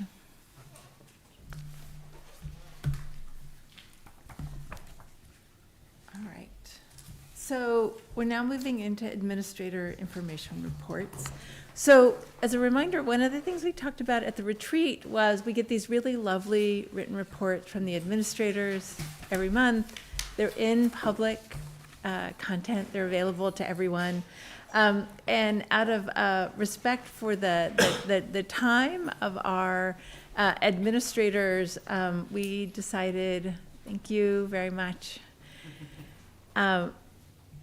instead of having them just give those reports verbally, again, to not, but keeping in mind that if someone has a question about one of the reports, as long as there's, we let Dr. Benante know a few days in advance. He could arrange for someone to be here. We're also really leaving it open for the administrators to come and talk to us anytime they want. So this time, these are our reports. They're all there. There's fantastic news in them about the beginning of the year. But we will not have verbal reports from the administrative team. Okay. Didn't know if people would remember that or not. Mm-hmm. Thank you. Did everybody remember Remember that? that we made that the decision? Yeah. Yeah. It seems Well, to be actually, I very- was also saying that for the public, right? Yes, That's yeah. actually, so that's also, I think the public that's watching may be wondering why we're not doing that, so. That makes sense. Yes. Well, it's very humane, so I So don't have to it pat was- ourselves on the back Make sure about we it, all but, yeah. know about that. Okay, so moving into, I want to make sure, moving into consent agenda minutes. May I have a motion? So moved. Second? All those in favor? Aye. Any opposed? All right. Now going into consent agenda financial. May I have a motion? So moved. Second? Is there anything you want to say about either of these, Dr. Benante? Is not. May I have a motion, please? Oh, sorry. All those in favor? Aye. Aye. Any opposed? All right. Consent agenda personnel. May I have a motion, please? So moved. Second? Yeah. Yes. I just wanted to speak to, hasn't happened yet. Oh, we haven't voted on it. There's no vote. Setting you up, though. I just wanted to mention and welcome Ms. Amato again to our meeting. Ms. Amato is becoming a familiar face in Haldane, and tonight's personnel segment of the agenda includes a recommendation to appoint Ms. Amato as our middle school and high school guidance counselor. Great. And it is such a nice tradition that people come the night that they're appointed. It's not an expectation, but it's nice when it happens. So, yeah. And only occasionally do we force you to come up and make a speech. All right. So that's the only comment you want to make? That's it. Okay. All those in favor? Aye. Aye. Any opposed? All right. Congratulations. Congratulations.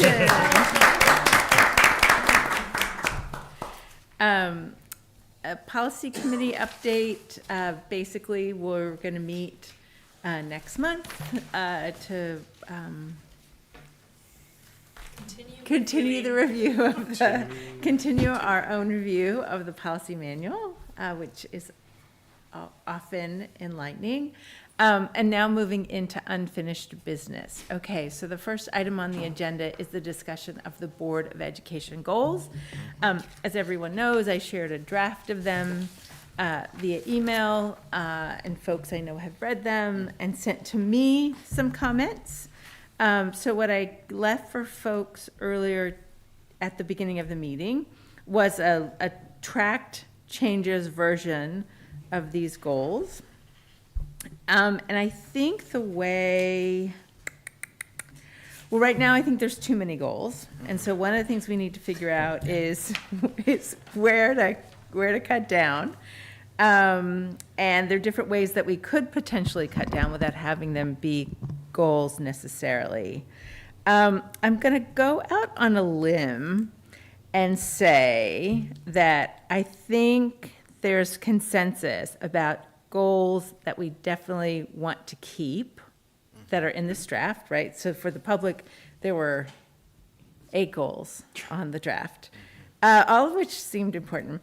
But a couple of people talked to me about combining the 2 goals that I had separate related to the campus master plan. So what you have in front of you is a single goal that's related to District Goal 2 about finalizing the campus master plan draft.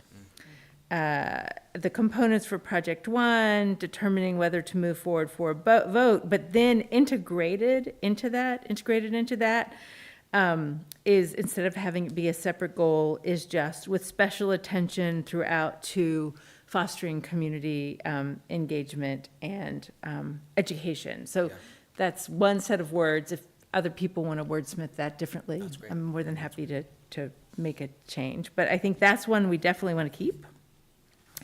one we definitely want to keep is what is now, it should be listed as 3. It's the new 3, mark out 4, which is monitor the work of the People Personnel Services Department as it develops long-term plans for program improvements and engages in near-term actions, right? So that really is just reflecting the district's own goal and our plan for monitoring that. I think that's definitely a keeper. I think the last one, the new board orientation manual and processes is a keeper. I think we had that as a goal and then took it off because we're like, oh, we're just going to do it, but then it didn't happen. I think we want to make it an actual goal to really hold ourselves accountable for that. So those are the 3 that I think are definitely, and actually now I'm going to go to one more. The other one that I think is so let me pause. Does anybody disagree with what I've just said? That those are 3s that we want to keep? No, that makes sense to me. The other one I think that's up for discussion a little bit, and this is where I'd like Dr. Benante to weigh in if he wouldn't mind, is the district's goal number 1 is convening the strategic coherence plan, core planning team to review the first iteration of the strategic coherence plan and determine next steps. And it feels to me like we should have some sort of goal related to that, but I'll be honest, when I sat to draft these goals, I wasn't really sure what that could be, what you were planning to do, how we could be in that process. Maybe it's not a goal for this year and it's a goal for next year and we hear a report at the end of the year. Like I really didn't know enough about what this would look like to So I'll speak to it, Yeah. and then hopefully that will help. The initial group of the core planning team, which was comprised of parents, community members, faculty, and staff, met through 2019 and into early 2020 to draft the strategic coherence plan. And included within that were a series of strategies and action planning that went along with it. The action planning was designed to be implemented over the course of the next 12 to 18 months. The plan was finalized in March of 2020. Yeah, right. I think we know what happened and what became a primary area of focus in really the 2 years that followed. That being said, I just in reflecting on the plan with our administrative team this summer, we see that we've largely addressed each of a number of the action items that were included, despite the fact that we were faced with a significant challenge as it related to the management of COVID. All that being said, I felt it appropriate to reconvene that planning committee to evaluate what we have completed and then to develop the next set of actions to guide our work within the coherence planning structure. So it's my expectation that by the end of the year, this group will have met again. We will have spent some time reflecting on the initial strategic coherence plan, the strategies that were listed within, and the action items that were listed or attached to each of those strategies. And then we'll develop the next set of actions to guide our work in the next 12 to 18 months, hopefully without as significant obstacles in front of us as we faced first time around. And some of the work is inherent in what we're already doing, not to conflate it at all, but we had a strategy or goal around supporting our students with disabilities.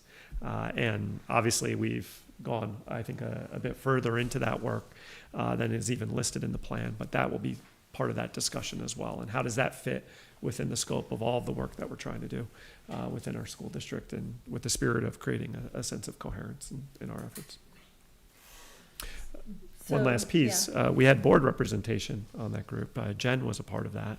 I would say it would be important to continue to have board representation as part of that work, and we would need a new board member to participate. So I think some level of engagement from the board in that work would be appropriate. I don't know if it fits with, particularly with a goal, but that is kind of what I'm thinking, that a way, instead of setting it as a board goal, there would be board participation, and then you would provide us with updates both mid-year and end of year, and then maybe for next year or as part of the budget planning process or something, we're thinking about the next steps. Maggie, are you okay with that? Yep. You're okay. Okay. All right. So that's no longer a goal. Another recommendation for actually sort of winnowing these down a little bit was to take what's now number 4, which is monitoring the implementation of newly funded enhanced instructional experiences, all the things that were in last year's budget. Instead of making those a goal, we could turn those into a request, right? A request for, a request for them to be addressed in the building reports and things like that. Okay, so that is not a goal. Something I feel committed to keeping, because it really is, we're really talking about a different process and practice, is what's now listed on the document as number 5, which is develop new processes and practices for building visitation, and that needs to be worded, but for the board to, something about visit and engage with building staff with the goal of developing opportunities to directly observe educational programs in the districts. I think this really gets at us more wanting to have a more direct experience of what's going on in the schools. So I feel like that's worth keeping. But then, right, so that leaves us at 4. So then where we are is how to track what's going on with facilities, and with, now that we don't have a building and grounds committee, what is a process? Like, it made so much sense when we decided not to keep that committee. Like, the way, I was like, oh, that makes sense because we have the campus master planning process going on. But in terms of us establishing sustainable long-term practices for tracking what's in the building, what's in the building survey, and I don't think I called it the right thing, but building condition the survey. building condition survey. What, there's the whole, just what's the state and the status of the safety and the physical soundness of our structures, and I don't know the best way for us to do that moving forward, but it is something that I think came up in some of the, like the board evaluation and our self-evaluation and other things, like how do we track that? And I don't know. You could make it, and I think we sort of talked about this a little bit when we were talked about moving from the administration reports and not having people come and speak. We talked about potentially doing sort of more of a deep dive. Not necessary to do it for every single administrator, but that could be the beginning of the year. All right, we're back to school. Floors are polished. Reminder, here's the list. And as you think about campus master plan, or as you think about whatever stage we are, here are the things that we are working on. Here are the things that are unfunded. And you could do it later in the year if you want to talk about, it wraps into use of reserves, it wraps into budget, it wraps into a bunch of things. But so you could pick the place that you want to do it, but you could have the director of facilities, just that he or she comes and makes that report.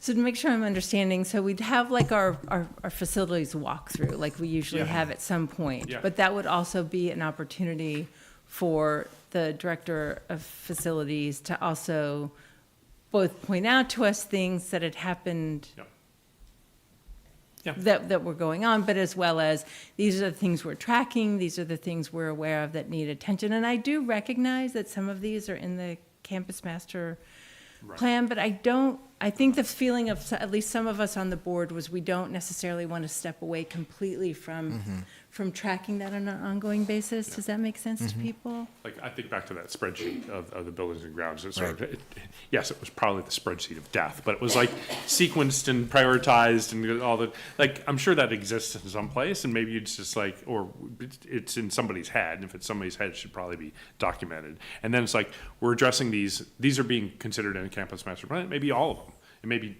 some of them aren't, and these are some health and safety ones, and these are some, that exists. Having that exist, I think, and the knowledge that exists, and an opportunity to highlight that through a walkthrough and then have that codified in a way I think is useful.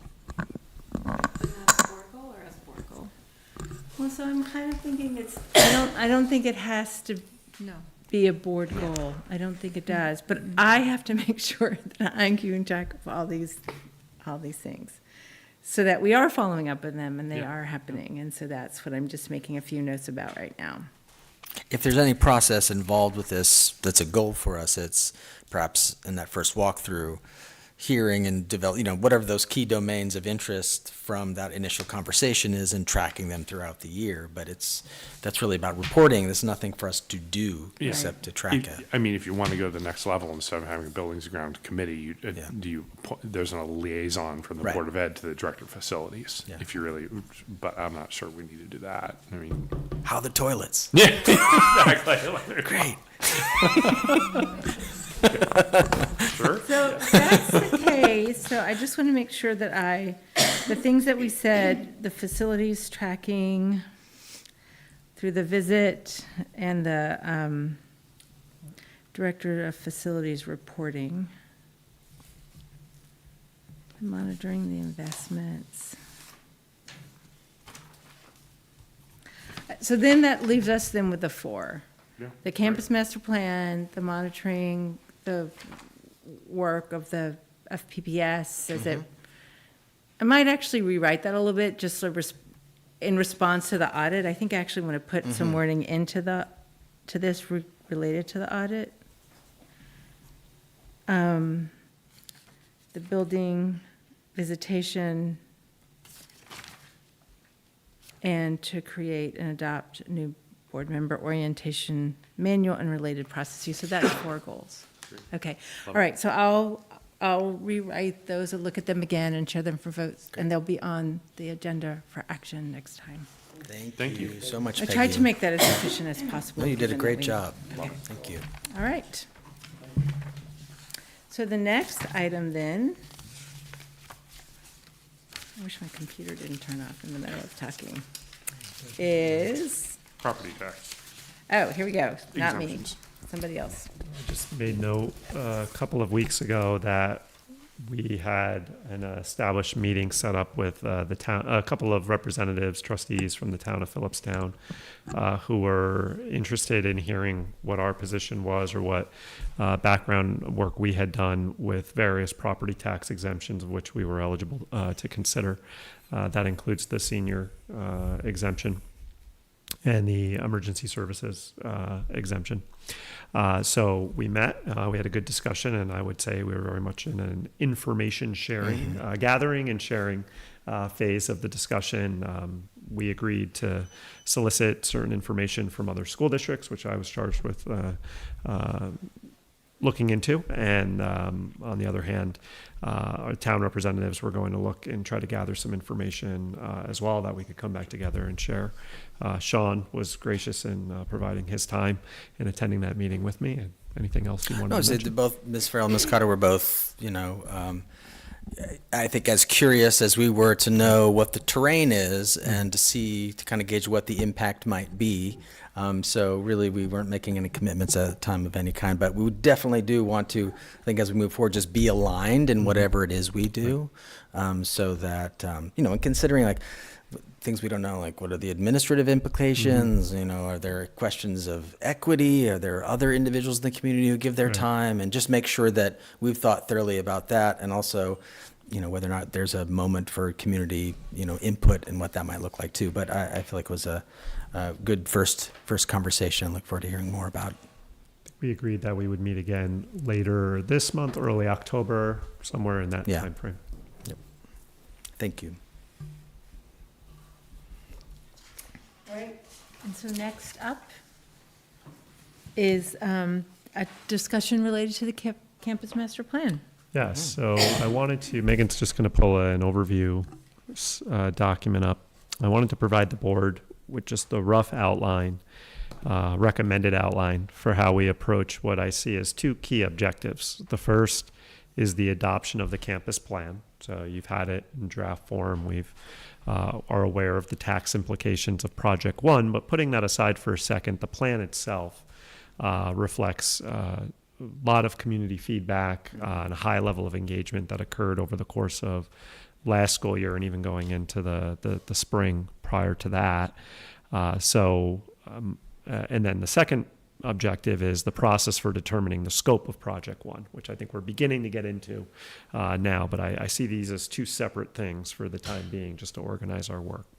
So I have a rough outline of a timeline here for your consideration. Tonight's meeting, these are Board of Education meetings listed along the left-hand side. Tonight's meeting being September 19th to review this timeline, also discuss the process for determining Project One components. I would propose to the board for consideration that at our next meeting, we adopt the campus master plan. And I'd like to talk to you about that if there's questions or concerns related to it. And again, an adoption of the plan itself is not an endorsement to move forward with all of Project One. It's just an endorsement of the plan, and that the plan accurately reflects a high level, the community engagement that the board was seeking to establish a vision for our campus design, a long-term vision for our campus design. So I think we've moved away from that discussion. We're kind of foraying into now components of Project One. So it seems to me, but I don't want to make assumptions, that the board may be in a position to adopt the plan. And so I have that on for our next meeting, but subject to further discussion with the board. And then to begin to engage in a process with the community to inform them of what the components of Project One are, what the cost implications are, not only in dollars, but also in a levy, and to use a series of meetings to get community input on that, and to determine and further guide me to work with CSR to modify the components of Project One. I can envision that the board may want to see different scenarios. What if we take this component out? Well, that's going to take some time. And obviously, every time we decide to go back and reevaluate something, that's at least 2 weeks. Our financial advisors very well may have to be involved in that as well. So I wanted to leave enough room, and this gives us about 2 months to go through a process such as that, where you can hear community input on the scope of Project One, and we can charge CSR and our fiscal advisors to provide us with additional information based on that feedback if certain components were to be included or taken out. And that would line us and lead up to a early December date to adopt a project. That's when the, if you will, the work really begins, if you will, to get out the support for the project at that point. So I'm trying to be deliberate just in this planning to give us enough time to further deliberate on what's in Project One, and then to allow enough space to pitch, if you will, a project to the community for their support. I will say with a December adoption, I think this puts us on a timeline for a vote in the fall of next year, not in the spring. So it wouldn't be aligned with the budget vote. I just think we're going to want to give enough time there to bring things together, and there's certain requirements that we'll have that are going to take some time as well, as we're reviewing the scope of the project and the environmental impact in particular, that's going to take some time in and of itself. So this is an outline for your consideration and feedback tonight, if possible. Mm-hmm. Well, Maggie and I, we both participated in the sort of the small committee as well as the large committee, and we met with Dr. Benante, I guess it was late last week. Who knows what time is? I think it was last week. And I think Dr. Benante, first of all, I think this makes complete sense. And as we think about what adopting the campus master plan looks like, I'd love to hear you, speak to the board about what the campus master plan is. But from my point of view, really, this is the best possible vision for what is, can happen here on campus. It doesn't represent a contract or a commitment to anything inside of it, but it is given all the feedback and all the conversations we have and all the various competing wants and needs. This is the way all those things could work together given the terrain that we have here and the facilities we have here.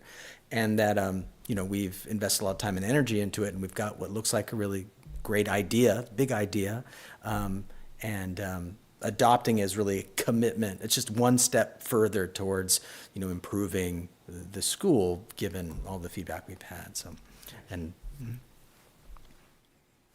I agree. we've already sort of spent the time and the money, right, with the firm CS Arch to come up with this map. So it's, it would be nice to have it sort of in the canon, if you will, that we can go back to. But, reiterating that taxes aren't going up by adopting this in the next board meeting at the moment. But one thing I did want to ask, just if we do, you mentioned that, if everything moves forward and we put it out to a vote, it would likely be next fall. Yeah. So that's when the tax implications, we'd see a change in our actual tax bills. No, if I remember correctly, and I'll be sure to check this out with the fiscal advisors, it wouldn't begin until the actual following year, where you would likely see that change. And remember, I wouldn't expect you to remember this. There's a 3-year kind of scale up, so it wouldn't happen in one fell swoop. It would you would likely begin to experience it the following school year. In that tax roll, and then in a portion of the full amount, depending on what we end up putting forward, and hopefully the community supports, and then gradually as we continue to approach the work, it would and assume the debt that is reflective of each component of that work, it would gradually scale up over roughly a 3-year timeline. Phil, is there still a backlog at SED? Yes. With building projects? Yeah. Okay. So our, whether it be CS Arch is keen to point that out to us that, the best laid plans, but just as an example, it can take up to 6 months just to have approval from SED. That's an approval issue. They need Of the plans we submit before we even do anything. Yeah. My only request would be that I think we can all see this coming. We're going to get, I was going to say factions, but that's not the right word. We're going to get really interested groups of community members who are going to be interested in different components that are not in Project One, that we have some sort of, how big of a breadbox are those big, meaningful auditorium, turf field, whatever. So we're like, if we pull that forward, it is as big as air conditioning, or it's 2 times air conditioning, and therefore, what are the tax implications? That's helpful. I think we're right to anticipate that, and that's something in the background I've already discussed with the fiscal advisors, and CS Arch understands it. From a facilities perspective, whether or not that can even happen, as I mentioned. There's certain preliminary work that's included in Project One that has to occur before anything else occurs. But our fiscal advisors are aware that that's something that may come up and are prepared to adjust their model to demonstrate what the impact was. And I point to them because the dollar amounts that are listed in CS Arch's report are one thing, but the actual eligibility for state aid there's implications there on the net cost that our fiscal advisors work with. Right. It's how long do you amortize it, and how much aid are you getting on different pieces? That would be also useful and I don't know whether that was included in the review of Project One, of the components in Project One, which ones were, okay, you got to do these to get this off the ground. Like there are 5 things. That might be. Don't know if it was as highlighted, if you will. But okay, cool. The only other, sort of also looking at the timeline, I'm sure we'll have this conversation perhaps the next meeting about what this community input gathering looks like. What are the instruments we're using? Is it something that we are doing? Is it something that CS Arch supports us in? Does it feel like the other process? Or, how do we best find a forum in which we can gather that information in a way that's useful? But I think it's not just about, so I have a couple of comments about the timeline. It's gathering community input on Project One components, but I also think it's us thinking about how, I don't know, like, for lack of a better word, like, what's our, not even just longer than an elevator speech about why, because I think Project One is so full of absolutely really critical pieces that are related to health and safety. And I even if you read the CSR approach, like there's a lot of talk about space equity, right? Well, like space equity is one way to think about it, but to me, I think equity is generally a great thing. To me, it's not an issue that Haldane doesn't have equitable space. It's that Haldane doesn't have enough space, right? And so I think there might be, I really appreciate the intention and the approach that CSR came with, and I don't know if we want it to be, if it makes the most sense for it to be Maggie and Sean or how we do this, but I think that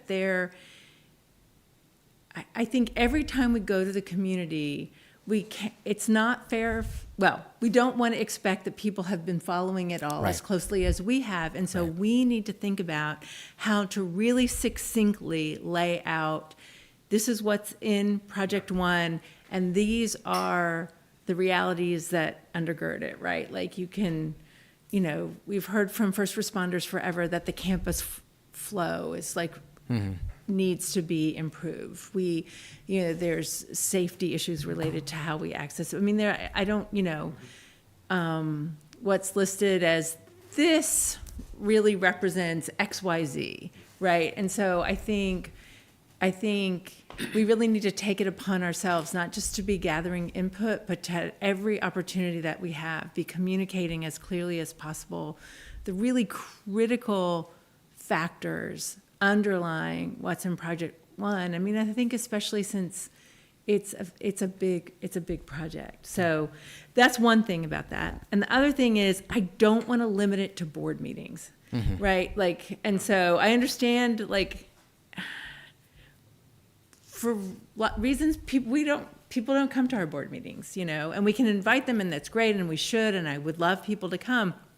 But do we want to have, it doesn't have to be, this is an opportunity, it doesn't have to be a board meeting, it's not board business, there's other ways we can engage with the community. Do we want to offer coffee one morning after drop off? Do we want to think about a drop-in, right as people are heading on their way home from work? If we could think of possibly 2 or 3 different opportunities, one can be a board meeting, but I think we need to make as much of an effort as we can in this relatively short timeline to create as many spaces as possible for people to come. One thing we could look at is, do we have performances or assemblies or in between now and then, and just set up a table. And here's Project 1. What do you think? Right? And something, right? Yeah, we do have back to school night this week and next week for the elementary school and middle school. So Mrs. Jamin and Dr. Silky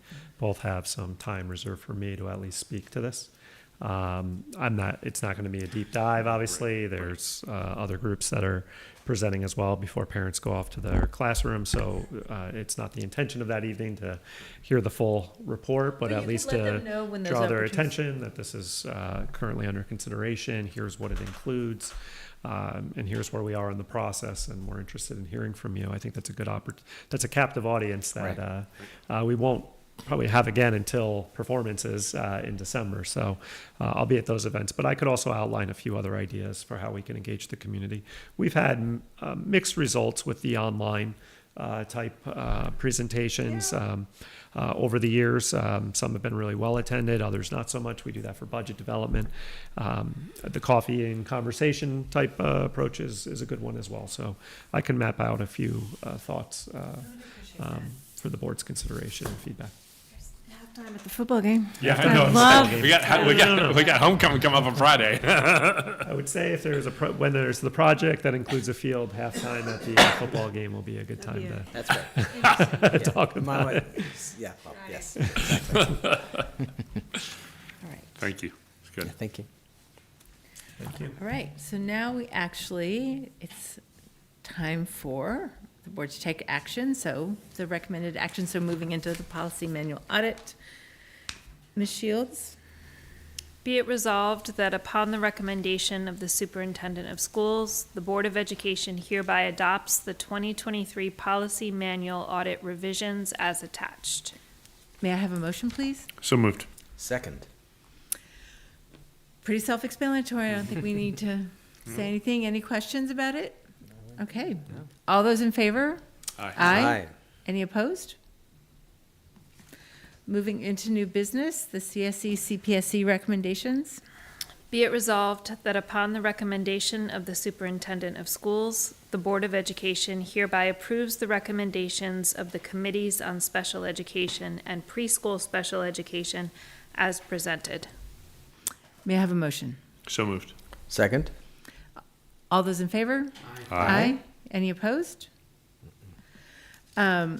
District-wide safety team membership, this I think we're going ahead and acting on this. Yes, please. Be it resolved that upon the recommendation of the Superintendent of Schools, the Board of Education hereby approves the individuals listed in the attached memo as members of the district-wide safety team for the 2023-2024 school year. May I have a motion? So moved. Second? All those in favor? Aye. Aye. Any opposed? All right, so the other new business item that is not appearing on our agenda, but we made at the beginning, was I just wanted to speak really briefly about professional learning activities, right, in our practice of letting people know what they're doing. I attended WIPSPA's board officer orientation last night. It was great. I mean, and there's a plan to bring people together a couple of times. Not to belabor it, it was gratifying, if not necessarily satisfying, to hear that people, that other districts, like really figuring out the right committee structure, what committees to have, how to meet the state requirements, how to deal with it. It was something that really lots of people continue to try to improve and figure out. That public comment is a big issue. There was a general agreement that the way we have it structured now is how all the districts present currently have it, right? That comment is a time not for discussion, but for the public to make comment, for the president and the superintendent to follow up later.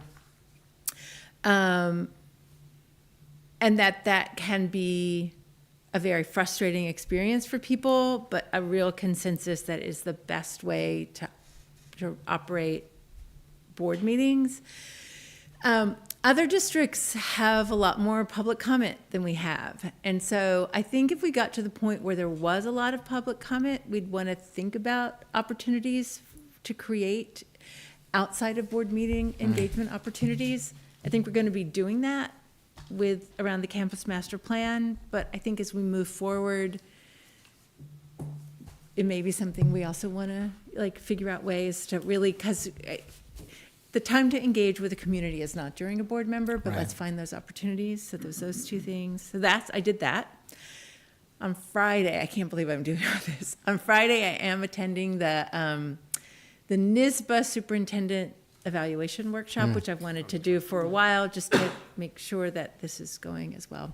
Then the third thing that I wanted to mention is that there is a WIPSPA roundtable meeting. We all get these emails, but I wanted to draw people's attention to the fact that on October 12th, there is WIPSPA's holding an event. It's in White Plains. It's roundtables, and it's the opportunity for boards to go and sit in roundtables with other board members to talk about things like committees, engagement. Capital plans. Capital plan. I don't know if capital plans was on there or not. And so I was going to go, and I wanted to ask if anybody else wanted to go, to let me and Megan know, and Megan would register us.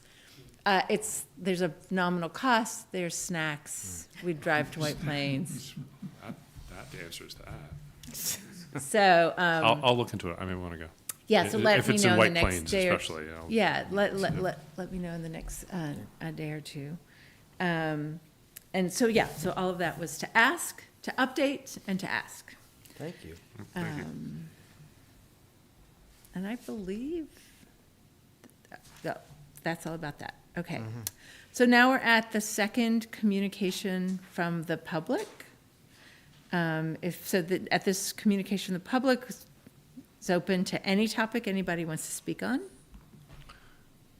Did we have changes to district committees that we needed to do? No, at the beginning of the agenda, we pulled that Fine. for next time. Okay, great. So Sorry. we'll talk about that next time, Sorry. yes. So moving into board reflections. Looking forward to a great Spirit Week. What was today? Today was hats and socks in the elementary school. I know that intimately. Hats and socks. High class. Yeah. High class. Yesterday was pajama day. That's all I know. There was a tussle over who got to wear the Garfield pajamas. Yeah. I think Josephine won. Well, no, but she just wanted to wear them, so I don't know. I think that that Declan almost wore one of your son's hand-me-downs. Almost There wore the you go. Pac-Man PJs, but we decided not to. We didn't want to be called out. So. And a full slate of athletic contests That's over the right. course of this week, which is great. So. I wanted to just comment a little bit about the special education audit. I think it really speaks very highly of the district that PCG felt so positively about working with our district. I thought that was something really great to reflect on.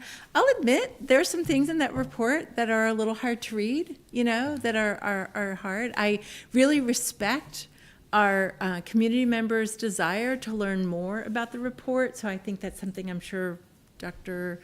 Kishin and Dr. Benante will be considering. I don't know if releasing the whole report is the right route or not, but I think we can certainly find a way to share more information, and I appreciate the interest. But yeah, I mean, I think it's a really important step, and I'm very, very appreciative of the efforts, and yeah, thank you. And to echo that, I participated on both sides throughout the process last year, and having been in the rooms with their staff as well as our community members, found it to be a really transparent and honest space where I feel like everyone's contribution was honored, and I think that they went to great lengths to make sure that they got as much valuable and information as possible. So I really appreciated that too. Yeah, they did a wonderful job. I think the recommendations are ambitious, but rightly so. And I appreciated that. So thank you.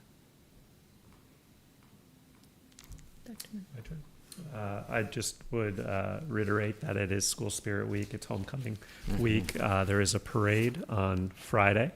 Some of our youth organizations, along with our high school athletes, who will be parading up Main Street, which, if I understand correctly, we have done in the past. For my time. Okay.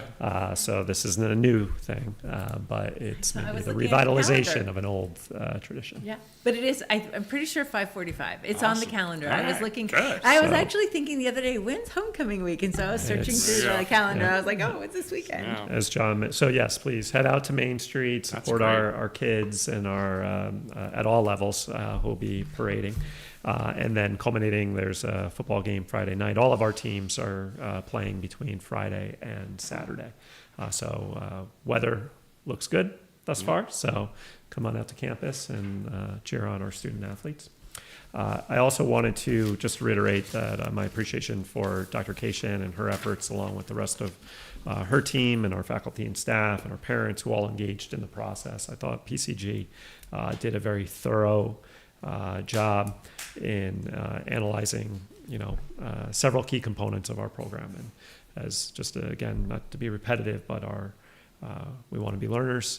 We understand that this is an important part of our process to learn how to best serve our students and our families. And some parts, yes, are very much celebrating success, but there's also some things that we have to continue to engage around to ensure that we're providing our kids with the highest quality experience as we can. So, and I also appreciate the board's just depth of discussion and engagement with PCG, and we understand and we have a sense of the scope of work that's ahead of us, and we're committed to that work. No further comments. Thank you. So I move to close the meeting. May I have a second? Second. All those in favor? Aye. That's it. Okay, thank you.